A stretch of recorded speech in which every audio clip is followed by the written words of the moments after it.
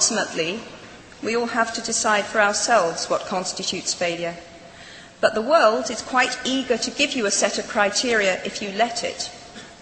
So I think it fair to say that by any conventional measure, a mere 7 years after my graduation day, I had failed on an epic scale.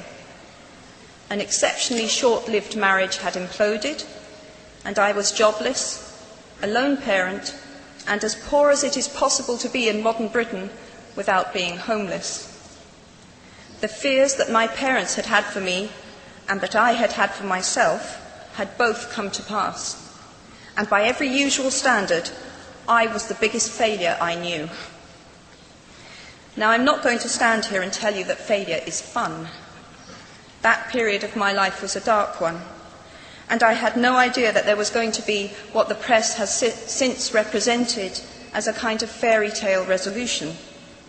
I had no idea then how far the tunnel extended, and for a long time any light at the end of it was a hope rather than a reality. So why do I talk about the benefits of failure?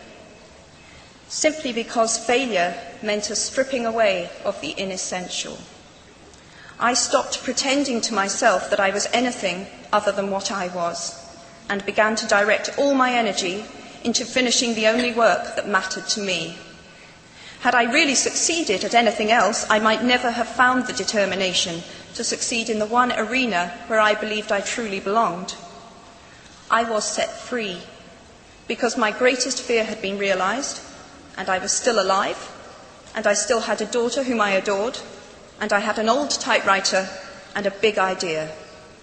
And so rock bottom became the solid foundation on which I rebuilt my life.